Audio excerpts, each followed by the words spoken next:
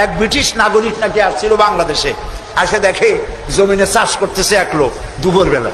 তো তারে গিয়ে ব্রিটিশ নাগরিক জিজ্ঞেস করতেছে, ইংলিশ বেটা, হাউ ডু ইউ ডু?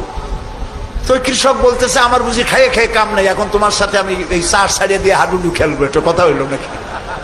মানে শব্দের সাথে মানুষ যা মিলাইতে চায় তাই মেলে। আল্লাহ তাআলা আপনারা বসন্তকালে গাছের ডালে শোনেন কোকিল পাখি কুহু কুহু করে ডাকতেছে।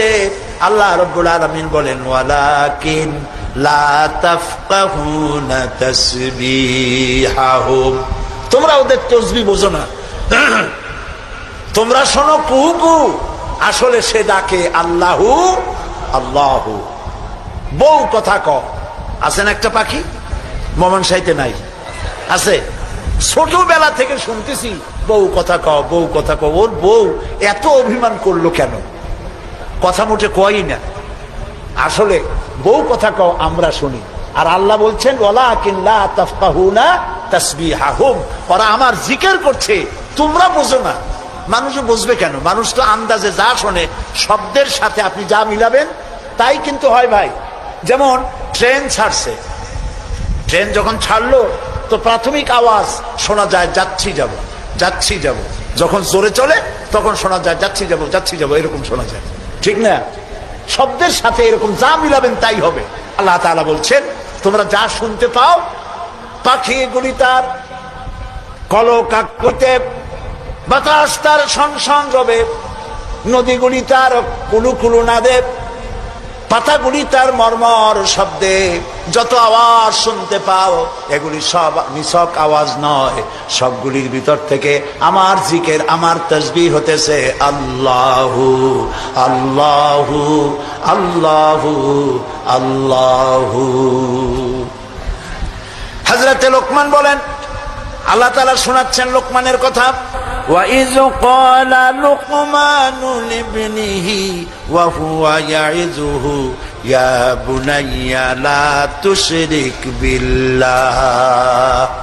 স্মরণ করো সেই সময়ের কথা যখন লোকমান তার ছেলেকে ডেকে বলছেন, ইয়া বুনাইয়া, হে আমার কলিজার টুকরা সন্তান। আপনারা কি শুনতেছেন? আমার সাথে থাকুন, তাহলে বুঝতে সুবিধা হবে। হযরতে লোকমান বলছেন, ইয়া বুনাইয়া, ও আমার কলিজার টুকরা সন্তান। ওলামারা জানেন যে এখানে হওয়া উচিত ছিল ইয়া এবনি, ইয়া এবনি, ও আমার ছেলে, কিন্তু আল্লাহ তাআলা শোনাচ্ছেন লোকমান ডেকে বলেছি ইয়া বুনাইয়া, আমার ছেলে, ওইভাবে না বলে তিনি বললেন কি ইয়া বুনাইয়া। বুনাইয়া মানে কি? বুনাইয়া শব্দের এটা হলো তাসগীর করা হয়েছে। এটা বলা হলো হে আমার কলিজার টুকরা, নয়নের পুতুলি, বাবা ধন, সোনামণি। সুবহানাল্লাহ বলেন।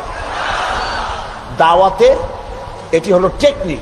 আপনি যখন ইসলামের দাওয়াত দিবেন তখন আপনাকে দাওয়াত দিতে হবে মিষ্টি ভাবে।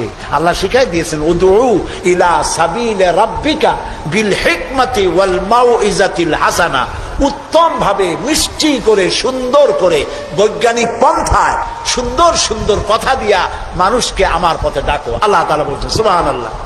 এই জন্য আপনি মেজাজ খারাপ করলে পারবেন না। যে চোরের কাশি রোগ হয় আর যে পীরের মেজাজ খারাপ, এ দুইজন ব্যবসায় ভালো করতে পারবে না।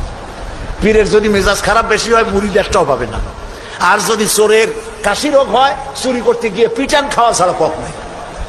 তো আপনি দিনের দাওয়াত দিবেন, আপনার মেজাজ ভালো হইতে হবে, দাওয়াত দিবেন মিষ্টি করে। রাসূল